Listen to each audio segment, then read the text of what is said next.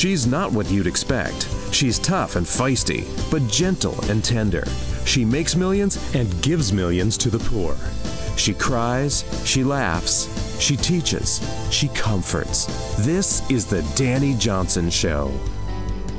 Welcome to the Dani Johnson Show. We're really blessed that you made a choice to join us today, and I hope and pray that today is a huge blessing to you. I believe that it will be because today's topic really infiltrates every single area of our lives. And when I say every area, I mean every area. There's very few things that can be tucked down deep within our souls that affect our finances, our emotions, our habits, our purchasing habits, our cravings, our current relationships, even future relationships, our past relationships. There's very few things that can have that much of an impact, or if you will, a web that is connected, that keeps all these things kind of, well, not in their best. We'll just say that, just not in their best. Recently, I was on an airplane and I had this thought come to my mind, and I think I know where the thought had come from, but I had been kind of pondering on the topic of unforgiveness. And when I looked at the different places that unforgiveness, if you will, almost like, seriously, like a web, almost like a spider web, how it's just kind of invisible, right? If the light catches it a certain way, then you can see it. But sometimes you walk into a little web because you can't always see it. And, but you can feel it, right? So even like if a spider is trying to cross over a large pathway, and meaning flying through the air, and there he sends his little, I don't know what you call that, little spidey web thingamajigger. But anyway, you feel it when it crosses over your face, right? You feel it when it hits your arm, but you can't necessarily see it unless you really, really have to look at it. And that's exactly what unforgiveness is like in our lives. It's a web. It's connected and interconnected into all different types of areas of our lives. It really does have an impact on the decisions that we make, the people we choose to hang out with or not to hang out with. It really does infiltrate our business decisions, our finance decisions, our future, as well as who we marry or who we don't. It really kind of is it's like a centerpiece of power that many of us don't even know is happening inside of us. So we're going to explore that today. We really are. We all have been hurt, right? Every single one of us. We've all encountered people who have not done what they said they were going to do. They made promises, they did not keep them. And we will encounter moving forward the same exact thing. And I've often said, as I've done a lot of different business and finance and relationship training, that forgiveness cannot be a once-in-a-lifetime event, but it has to be a lifestyle, a part of our everyday life. And the reason is because forgiveness is so powerful. In fact, it's so powerful that the medical community has been doing studies on it for more than a decade. In fact, I remember a decade ago that 1,200 studies were going on concerning the topic of forgiveness and the power of forgiveness versus unforgiveness. Both are very, very powerful. And the medical community had some preliminary reports that were showing that they could actually link unforgiveness to cancer, that it literally rots the inside of us out and will even kill us. Bitterness, right? Because that's what happens. Unforgiveness then turns into bitterness and resentment. And it really clouds the way we see life, the way we see people, even how we see ourselves, how we see opportunity. We can become very, very pessimistic, very negative. The Debbie Downer is now the crowd that we would choose to hang out with. The negative Nelly. You know, those types of people, generally, people like to stay away from those kinds of people. And so the medical community also had come up with some preliminary studies saying that it was also linked to heart disease, and also hypertension, which it led to strokes. And again, this is pressure, right? When we are carrying a hurt, an offense that we've had against somebody else, we find ourselves getting mad really easy. We fly off the handle very, very easily, at something that could be very, very small, but our response is absolutely enormous to the very small thing that happened. And I found myself to be that kind of a person, especially many years ago. You've heard me talk about my early days in business and the very first millionaire that I had the opportunity to learn and work with. He used to say that my biggest problem is that I reacted all the time. Everything was just huge, right? Something bad happens. It's just the world is falling apart and everything's caving on me. Everybody's against me. That's kind of how I felt in those early years of business, and no small wonder. But here's when I was sitting on the airplane, this is what had come to me. And I think airplanes are a good time for self-reflection instead of playing some Candy Crush game, instead of surfing the internet some more. Being on an airplane is a good time to reflect and to kind of look in the mirror and think about what you've been thinking about and decisions maybe that you're facing in the future. And that's often a place where I'll do that. And what I looked at was how forgiveness or unforgiveness was linked to anxiety. Often when I'm doing some business consulting or coaching, some personal coaching with somebody, that unforgiveness is present in those who are very anxious. Anxiety, where does it come from? What are people anxious about? It's usually because they feel out of control. There's something they can't control. And usually people who try to control things are people who've been hurt. They've experienced a divorce, when they were a kid, or they might have been molested or raped or had something stolen from them or had some physical trauma or a physical trauma happened in the family. A number of different things that took them out of a secure place and put them in a very insecure place. And this is what causes people to want to control. This is one thing. And those who want to be in control often are anxious, that they know the fact that they cannot be in control of all things. You just can't. So unforgiveness is actually linked to that. Unforgiveness is linked to a low self-esteem, not feeling worthy of things, feeling a low self-worth, being critical. Unforgiveness is linked to criticism, condemnation of self and of others, distrust. Have you ever encountered somebody that they just, that's all they see in people. All they see is the bad.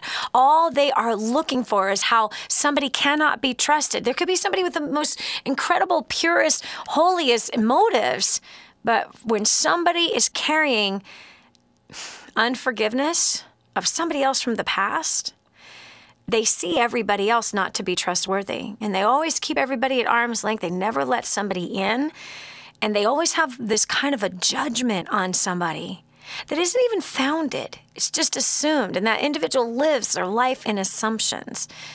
And assumptions can be very painful because assumptions go from an assumption to then a blanket judgment and then arguing that the judgment is correct and acting on the assumptions, which always makes an idiot out of everybody. But have you ever noticed that? We all have different understanding and perceptions of people. And much of our perceptions and much of our understanding of people largely comes, unfortunately, from a wounded place. So unforgiveness also is linked to sleepless nights. Do you have insomnia? Or you find it hard for your body to rest, for your mind to shut off? I bet if you and I sat down for a few minutes, we could pretty much track it to unforgiveness. Also, having that short fuse, right? Man, it's like, the tone is instant, you're an idiot. The tone is instant, you're bugging me, quit annoying me. When we talk to the kids or the people that you're working with, it's like your patience level is really, really low. And that too is evidence of not having a practice of forgiveness, but harboring unforgiveness. Then, of course, there is the addictions, the pornography, the food addictions, all of these things, television addiction, entertainment addictions, drugs, alcohol, weed, you name it. These addictions that come and become a part of our lives, in fact, be the very leading thing in our lives.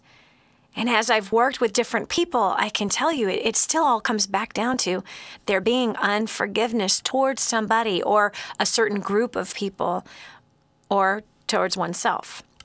So I have a question for you. What do you think about all this? You think it's a bunch of hogwash? I'm just sitting there on an airplane and I'm just kind of thinking and pondering some things, and this kind of comes to me and I'm like, dang, man, when I look at every big ego trip that I've ever had in my life, I pretty much can just say, wow, it's because I didn't forgive. It's because even those places where we want to be vindicated, we want someone to defend us. This is a place of unforgiveness even still. And wanting to be vindicated and want to be defended or somebody to take away all the pain, again, what's the root? It's the pain. And unfortunately, unforgiveness never leads to being vindicated. Unforgiveness never, ever leads to that place of somebody defending us. No. But having a clean heart does, believe it or not. Having a clean heart does. So what do you think about this? Do you believe that unforgiveness can cause all these different problems in your life? Do you have fruit in your life of any of the things that I've just talked about? And you say, man, Dani, yeah, that makes sense. So here's my phone number, 844-200-3264. Let's talk about this today. 844-200-3264. Let this be a day where we remove hindrances in our lives that are holding us back from that financial breakthrough that we're looking for. That's holding us back from getting to the next place in our marriage where there's a deeper love and respect and honor for each other, a greater harmony, a greater sense of peace between each other, a greater intimacy with each other. Instead of things being totally surface, but now there's just this greater deep trust and intimacy, which I think all of us long to have with our spouse. But if unforgiveness and bitterness and resentment is present, it will not be achieved. 844-200-3264. Again, that's 844-200-3264. You got the guts to talk about this? I want you to call me and share. Or have you been able to move past these things, right? Was there a place that you really harbored a lot of bitterness and resentment and you had some kind of an experience that made you just go, forget it. I'm just going to forgive. I'm going to move on. And what happened? What was the direct result of you choosing to let go? Choosing to forgive, choosing to give somebody else what you would want if you were the one in the wrong. Because you and I have all fallen short. We've all fallen short. We have messed up so many times in our lives. And if we are really honest and true about it, we wanted forgiveness when we've hurt somebody else. And there's many times that we've hurt somebody else without trying, meaning we didn't mean to. It wasn't like our aim, I'm going to hurt that guy today. It just is what we did. There's no justification for it. We were an idiot. We messed up.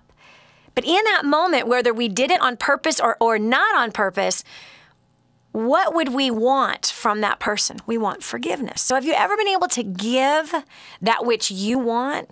And what was the result of it? 844-200-3264. Again, that's 844-200-3264. I'm really looking forward to hearing your personal story on the power of forgiveness or the power of unforgiveness. What did it turn you into? I know this, man. I've been a monster from time to time. I have. It's terrible. It's nasty. And unforgiveness just breeds more opportunity to need forgiveness and not get it, right? Because who do we act like? What do we act like when we're not loving or merciful to somebody else? You know what it is. We act like an idiot. We do. Myself, a principality of darkness, like evil. I'm blown away of what can come out of me when I'm not walking in love, but instead walking in unforgiveness. This is Dani Johnson. We'll continue with more right after this. Stay right here for more of The Dani Johnson Show. Did you know you can take The Dani Johnson Show with you wherever you go? It's never been easier to stay up to date with the latest content from Dani with the DaniJohnson.com app. Watch or listen in the car, at the gym, or on the go. Download it now from the App Store and Google Play and never miss a show again. Your family, business, and bank account will thank you.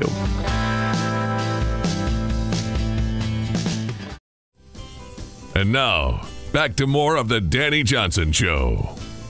Unforgiveness will pollute your future, have you end up in the grave too early, and fill your life with hatred and malice and bitterness and loneliness because nobody wants to be around a bitter person.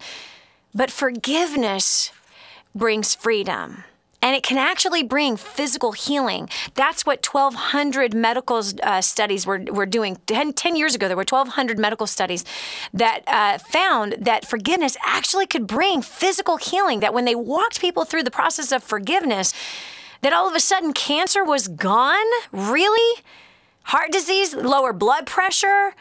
The list goes on of the health benefits of one who is willing to take the high road, willing to give that which they know they're going to need in the future, because none of us are perfect. All of us mess up.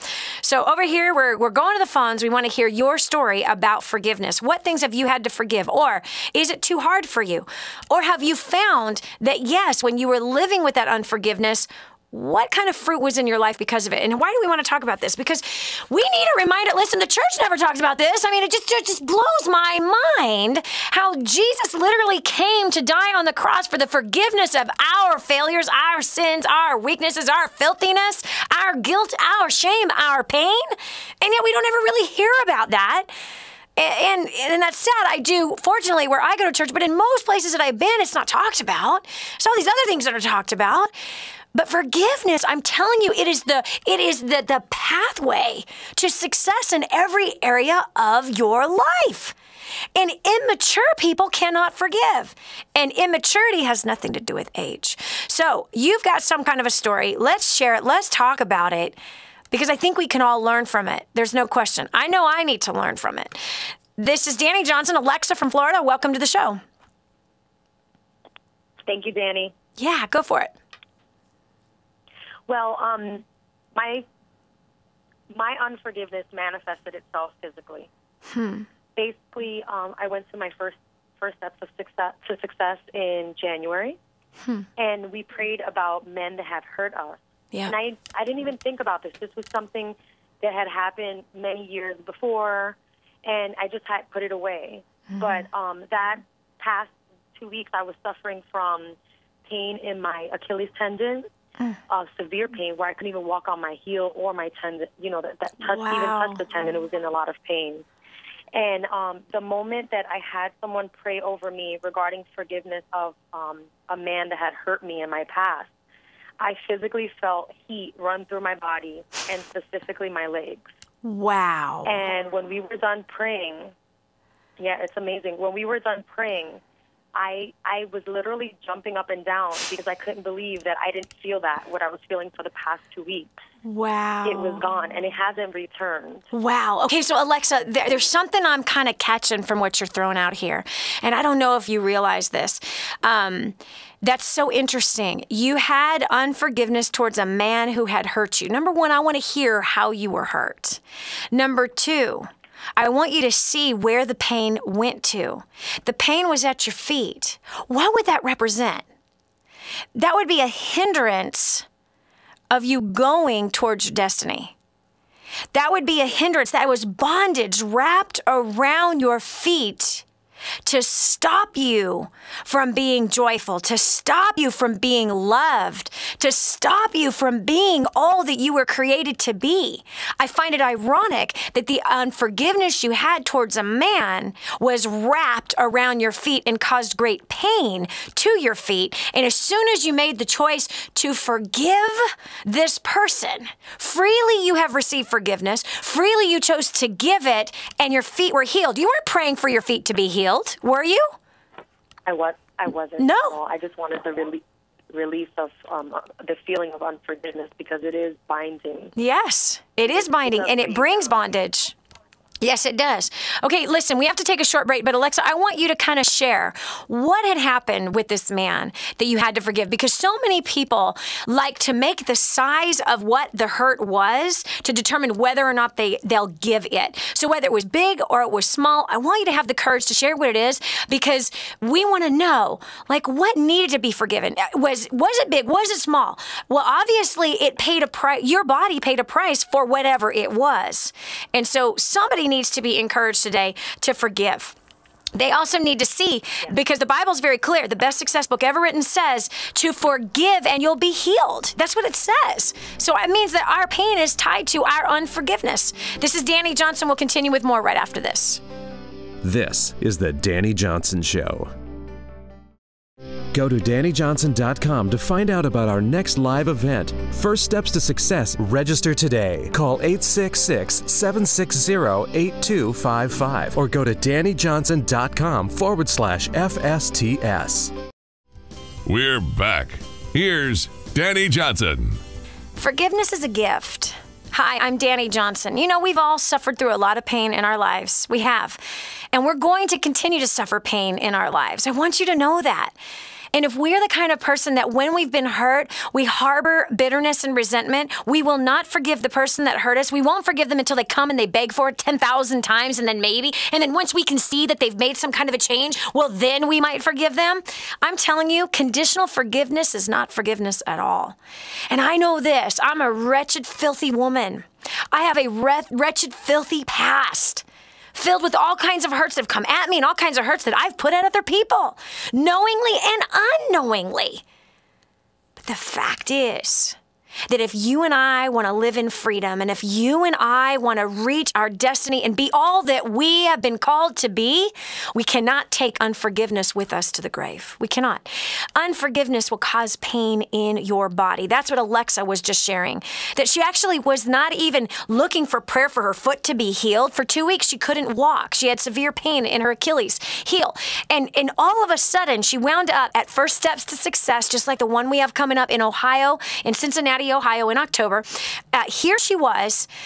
We were walking her through the process of forgiveness so that you are not bound to your past, but that you are set free to live a brand new life, build new businesses, new careers, change your finances, have better health. And really it all starts with getting rid of the resentment and bitterness by forgiving those who have harmed you. Forgive yourself for the stupid things you've done and move on. And Alexa found that she was healed. Now, I think it's so funny, Alexa, people in the very places where healing and miracles is believed, which is not that many places. I happen to be one that believes in that because I've experienced several physical healings. But that here, so many people will be asking God to give them a physical healing. However, they have no idea why the pain is actually there, just like you had no idea why the pain was in your feet. And when the Lord healed your feet, the minute you forgave the man, you learned something right there. That pain was tied to your sin of unforgiveness. Not the sin of the man who committed the sin against you, but your pain was tied to the sin of unforgiveness.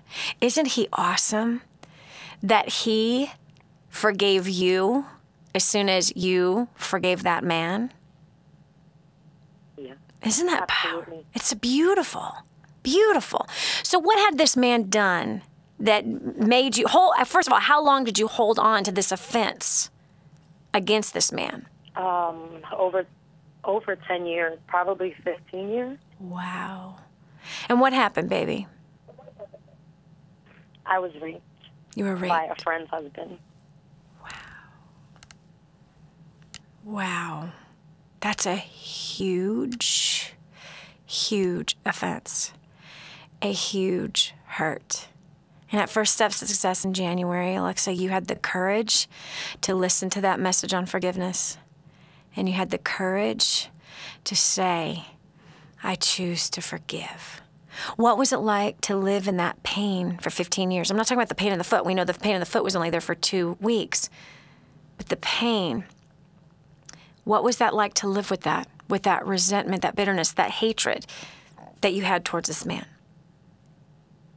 It was basically, I put it aside and I try not to think about it because I felt like I put myself in a position, I kind of blame myself. Yeah. And then I realized that it wasn't my fault, but it had been so many years. And, I just came to a place where I didn't want revenge or to hurt anybody's family and such. So I just kind of buried it. Yeah. But it made me angry towards men in general. Yeah. Just even not forgiving other men in my life, like my father or my children's father. Just it came to a point when I went to First Step to Success in January. I think that I had just had enough. My cup was like overflowing with that. Overflowing with pain? And what were your thoughts like? You may say you just didn't trust men, period. I didn't trust anyone, and I didn't ever want to be vulnerable. I couldn't even go to a hairdresser who was a man. I didn't want to be that close in proximity. That makes it hard to live. And even with people that were trustworthy. Mm-hmm. Yeah. How did you see those that were trustworthy? Talk to me about that. How did you see people that actually were trustworthy? What was your view of them? I doubted that men were trustworthy in general. Yeah. And that's typically what happens. People love more. Yeah. Yeah, that's what happens to many of us who have not forgiven, whether it's a gender, right, or even a race, because this happens also even racially, that, I was molested when I was 3 by a Hispanic man, and I did not trust anybody that was Hispanic. Nobody. And I didn't know why until it was revealed to me that whoa, I hate Hispanics because of one man that fell into crazy temptation that might have even been demonically oppressed and took advantage of a 3-year-old. And it turns out, I found out when I was 18 that I was Hispanic, that my father was Nicaraguan, like a full-blooded Nicaraguan guy with a really thick accent and a giant eyebrow and a huge mustache. You know, like, oh my gosh, my whole family is Nicaraguan. You know, like, wow. And I could have this same hatred towards my whole family had I did not forgive a man that I never knew his name. I barely remember what he looked like, but I was able to forgive him. And that it was incredible how right away I felt this freedom and actual love that came eventually towards my own people that I would have rejected just because of one mistake that one person made that had a certain color of skin, a certain kind of accent in their voice, which is sad. And that's what we do. Alexa, I'm really, really proud of you. I am. It takes a lot of courage, number one, to confess what you just confessed. Number two, to realize that both parties had a part in it, but that, you know, you were not the only one at fault. He was not the only one at fault. It happened. It was a bad deal. It's a painful deal. It's horrible what it does inside of us. And I'm so proud of you that you took my invitation in January to forgive all the men in your life who had harmed you. And look what the Lord did. He forgave you because you forgave them, and he healed your foot. And as you said, I still have no pain in my foot. He healed you indeed. It's amazing. It really is. And Dani, what he's actually also given me is that now I can see people, when it comes to forgiving, I see them as God's children, like his children, his hurt children, yes. Not like the person that's trying to harm me. Like I can see them as like what's behind that action. Yes. Yes. Versus judging the person. Isn't it so easy to judge, Alexa? It's so easy for us to judge, but we all hate being judged. We all hate it when people point out our sin.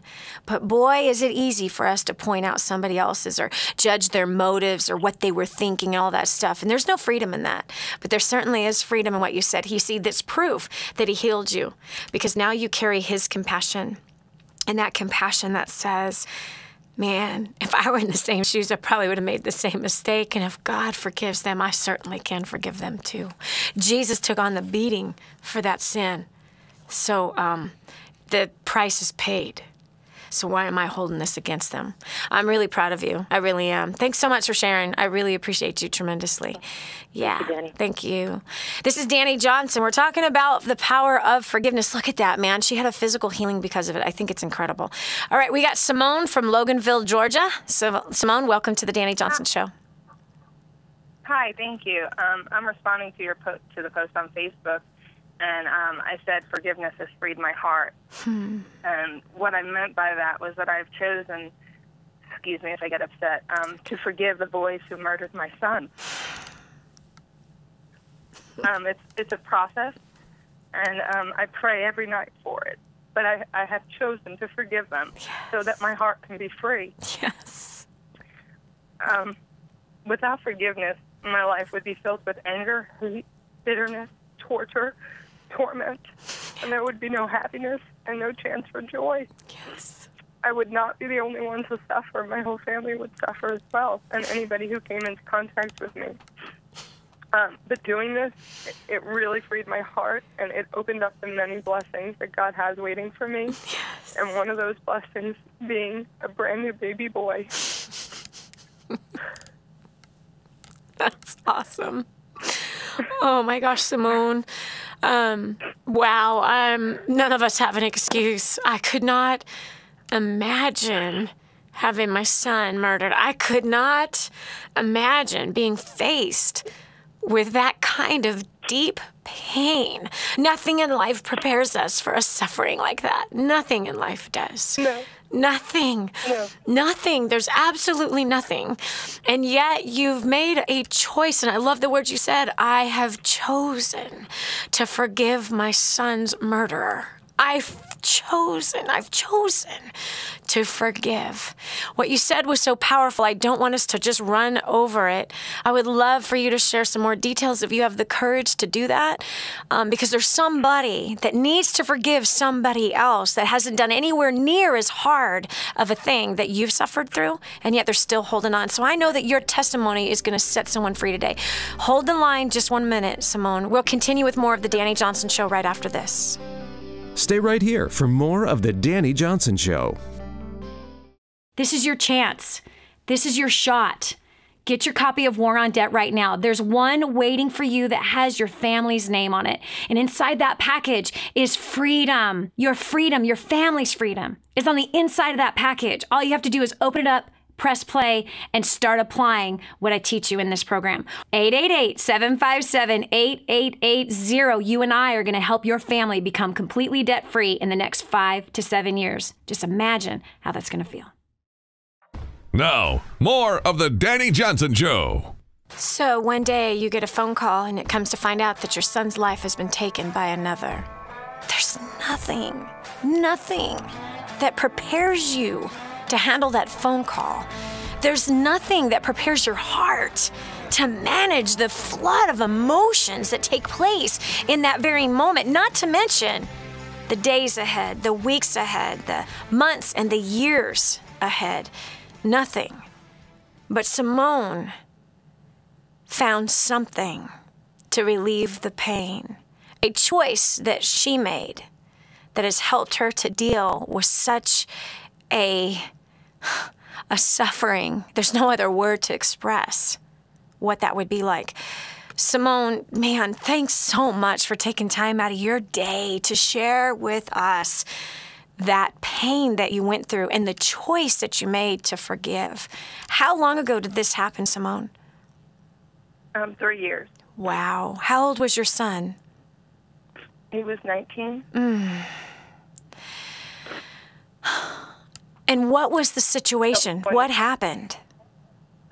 He was set up and robbed and then shot to death. And this happened in Georgia? Yes. Yes. We've already been through trials and they've been convicted, and it's a very long process, and the healing process will be forever. I will continue to heal. I'll never be fully healed, but that forgiveness is the key to that healing beginning. Yep. Without that, there's just no healing that could be done. Yeah, it's impossible to be healed if you don't forgive. You know, I love what you said before we took that break, and what you said was that your whole family, it wouldn't just be you that is suffering from the unforgiveness, the bitterness and the resentment. It wouldn't just be you, but it would be your husband. It'd be the other children. Correct. It'd be your entire family that would suffer if you would not forgive. What brought you to that revelation? Self-awareness, I think, going to grief support groups and being able to step out of myself and see myself and see how angry I was and how bitter I was, and then other people realizing what they must be encountering when they're around me, because once I was able to see that, it was very eye-opening and shocking. And kind of express what that was. Like, what did that look like? What did your anger look like? How did it manifest itself in your life? You're talking about just being at the grocery store with somebody cut you off on the highway, and, you know, you give them a few colorful 4-letter words. Everywhere. Everywhere. I was ugly inside and out. I mean, I was just, I wasn't a nice person, and I didn't see it before until someone actually pointed it out as a joke. Of how angry I was, or I wanted everybody around me dead. I didn't want to deal with anybody. I didn't even want to be here. You know, I was ready to check out, and I just begged God to do with whatever He wanted with me, and He chose me to use my mess as my message and to help others. Yeah. Now, when you say that you were ugly to everybody, and you say that you didn't even know that you were ugly, was there a part of you that wanted somebody else to pay for your pain? Yes. I wanted everybody to pay for it. I wanted everybody to feel what I had to feel and what I was suffering. And I think that's the natural reaction. Yeah, it is. That when we're hurting, we want somebody else to hurt too, which is so twisted, isn't it? It's really twisted. Very. It's kind of poisonous. It's like a poison that we subconsciously want to pass on to, like you wouldn't think about feeding your husband poison. But that's exactly what we're doing when we're carrying the bitterness and the resentment and we're being ugly to everybody. We're giving them a taste of our poison and saying, come on, I want you to suffer with me. Why could you smile? How come you're not suffering as bad as I am? You should be suffering as bad as I am. It's a weird, twisted, demented evil, really is what that is. Go ahead. It is, and even if I smiled or even if I laughed, I was angry at myself and saying, how dare you be happy right now? How dare you smile? How dare you do this? He died, and you should never be happy again. Wow. But then I realized that God gave me life, too, and I choose to live it. Yes. Yes. And your son would be happy with that, would he not? He would. Yeah. He would, and I know that the new baby that I was blessed with was, somehow just, if I didn't forgive, there would be no way that I would have him. No. Nor would you be able to love him. You'd be afraid. No, he would have a horrible life. Yes. So God gave you another chance. So not that I don't want to say another chance. He's given you a chance. No. He's given you a chance. I believe in that. Mm-hmm. No, I believe he gave me a second chance. And if I don't choose to do with it the right thing and do everything, for him, it's just not going to work. That's right. Now, Simone, I want to challenge you on something, okay? And I want you to just think about this, all right? You said that that forgiveness is the beginning of the healing process and that you'll never be healed. I challenge you on that. Yes, you will. Because Jesus said he came to set you free. For the sake of being free, do not return back to a yoke of bondage. That what he did on the cross was enough, and that he took on all of your pain, Simone, all of your suffering. He took on all of your guilt and all of your shame. He took it all upon his back when they beat him for our sin. And he didn't do it so that you'd be healed 50%. He didn't do it so you'd be healed 75%. He didn't do that so that you'd be healed 99% and still leaving 1% unhealed. He did it for 100% of your complete healing and your complete restoration. And as that is complete, my sister, then his compassion will flow through you in a way that makes no sense at all. So I believe beyond a shadow of a doubt that his sacrifice was for 100% of Simone and the father of your son and everybody else involved for their complete restoration. He's not a restorer of 30% or 70% or 80%. He is a restorer of 100%. And I choose to believe that, and I challenge you, my sister, because he's done it in me in so many areas in my life, girlfriend. So much suffering that I've endured. And it's the places where I haven't given it all to him. And here's one last thing, because you're the one that mentioned God, so I'm going here with you. Where the Spirit of the Lord is, there is freedom. Therefore, that place that we're not allowing the Spirit of the Lord to go to, that's where there is suffering. That's where there is still hurt and pain. That doesn't mean that you're not going to have bad days. We all are going to encounter bad days, Simone. We all are going to. Whether our son was murdered or not, we're going to encounter bad days. But that is to say that your healer is with you and he will restore you through and through 100%. This is Dani Johnson. Thanks so much for joining us. We'll continue with more of the Dani Johnson Show right after this. This is the Dani Johnson Show. The whole story of how I went from homeless to millions is right here in this book, First Steps to Wealth. I'd love to give you a free copy of this book. Just dial 888-757-8880. You can get your free copy of this book. It's like a real book, my friend. You can get an ebook copy for free right now, or if you'd like to pay the shipping to get this $15 book to your house, I'd be happy to send it to you. 888-757-8880. Get your copy of First Steps to Wealth today and begin on a brand new path of some great success. We're back. Here's Dani Johnson. Sometimes you hear a story that just it's hard to articulate. How could a husband and a wife who have a teenage daughter take in another daughter of somebody else? Like they took in their daughter's friend because the mom was messing around, and then approach and molest this child who isn't even living in her own home, but was trusting that her girlfriend's parents were going to be safe. And then it comes to find out all of a sudden in one night that they weren't safe. Janet joins me now from Tennessee. Janet, I'm so blessed that you would be willing to be so transparent, that you would be willing to share your heart like this, because I just know that somebody is listening that is going through something like this right now, or it's the mother or the father who has molested a child, and they're hearing this right now, and they're hearing the pain of it, and it just might bring somebody to that place where they say, I need help. I need help. So Janet, your friend who you were living with was sent away, and you're there with her parents. And did they approach you together, or was it the father first that came in one night? How did that happen? The father first. And did you say something to his wife? No, he brought me into their bedroom. He brought you into their bedroom. She is there? Uh-huh. And they wanted a threesome with a 13-year-old. No, I won't.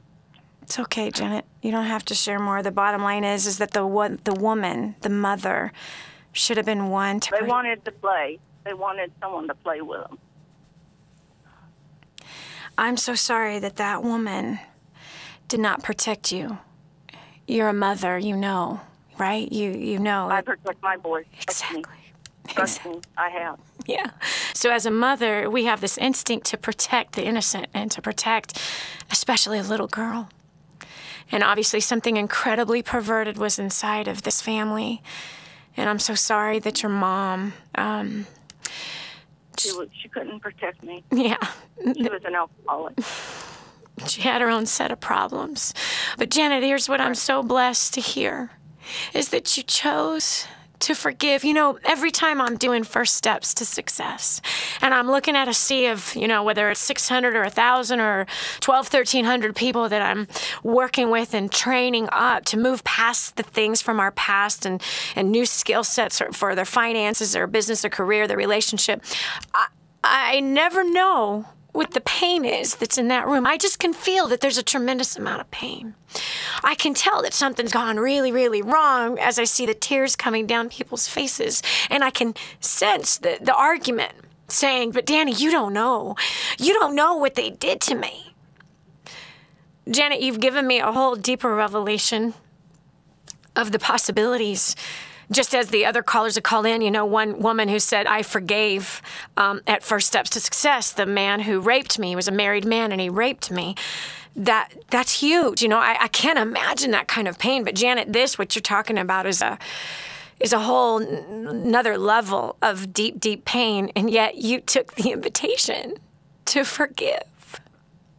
You took the invitation to forgive. Much better. Yes. So you lived with this for a good, how many years? 30 years without forgiving? Oh, yeah. Yeah.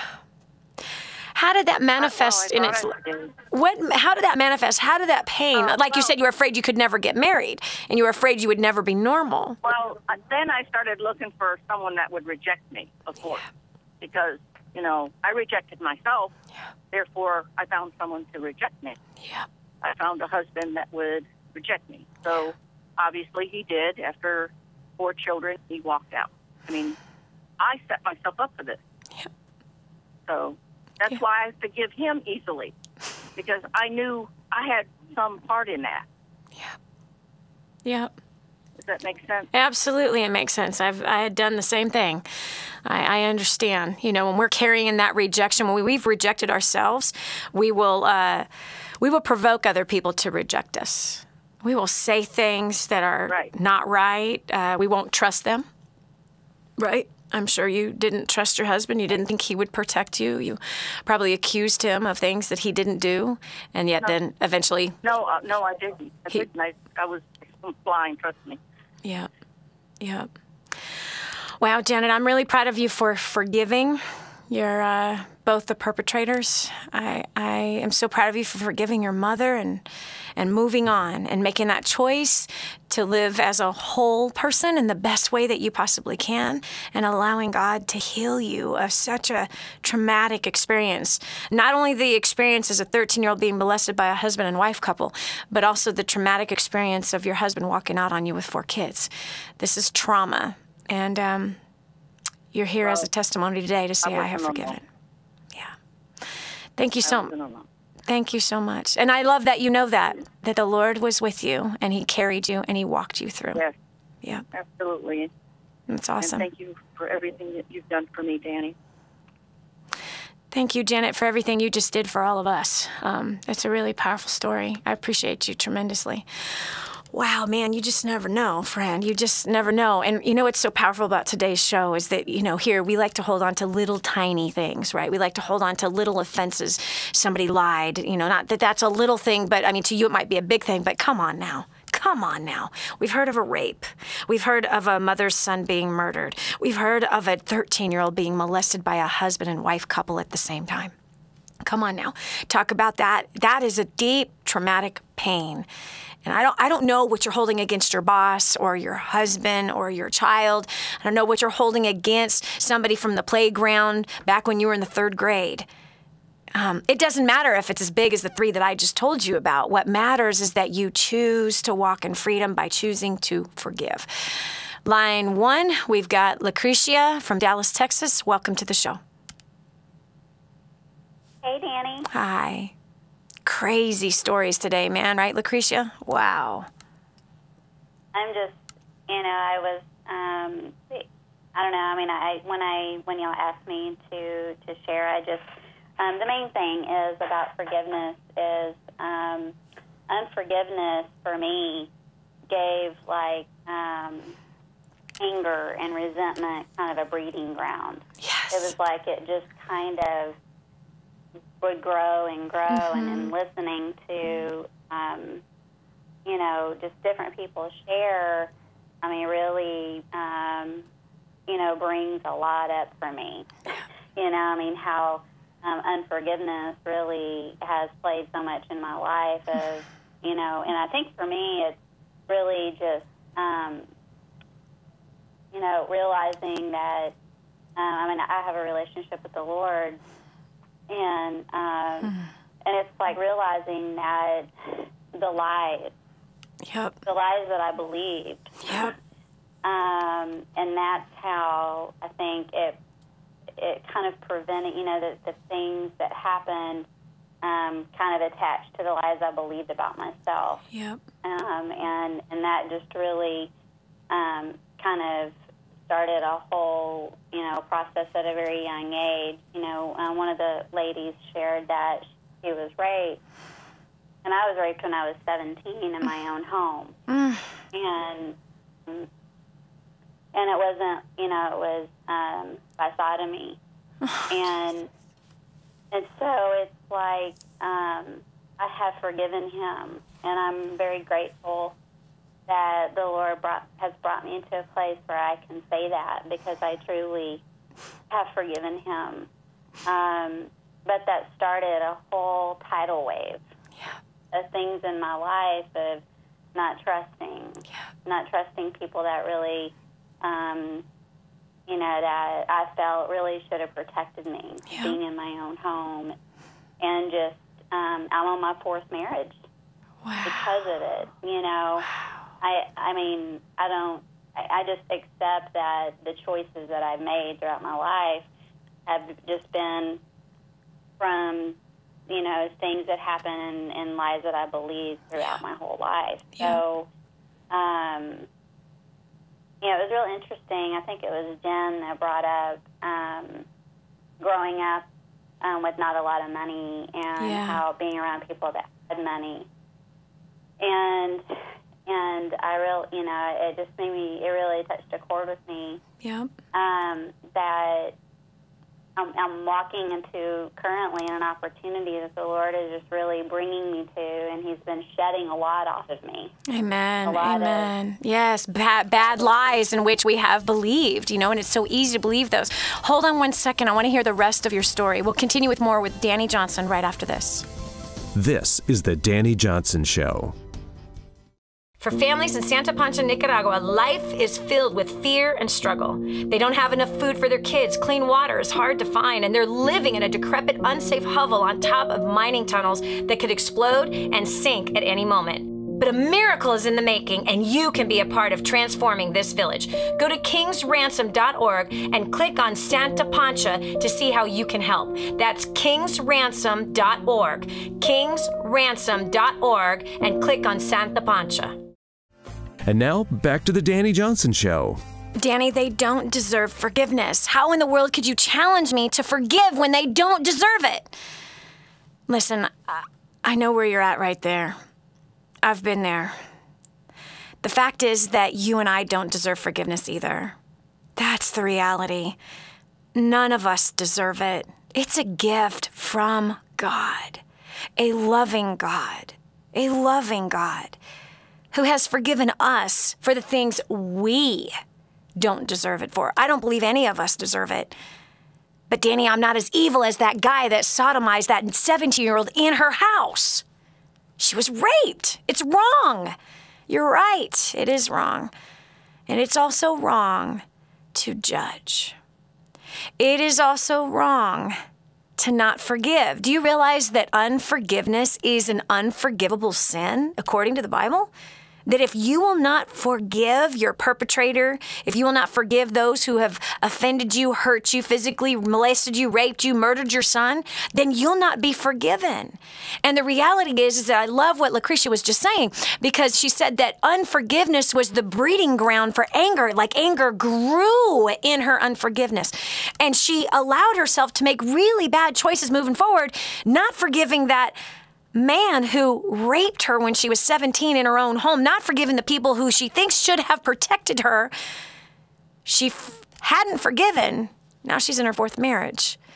So there's no question that unforgiveness plays a huge part in our lives. If we allow the poison to grow, it will overtake us.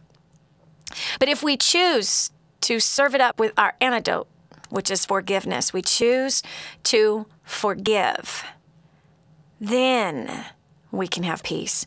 Lucretia, first of all, thanks so much for your transparency and thanks for sharing. I can't imagine at 17 how awful and painful and confusing that had to have been. Was this a boyfriend? Was this a father figure, an uncle, a family member that sodomized you at 17?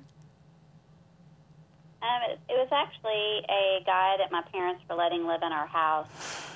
My parents are wonderful Christian people, and they let him live in our house. And one afternoon, while they were both gone, it happened, and he actually moved out the next day and left. And I suppressed it.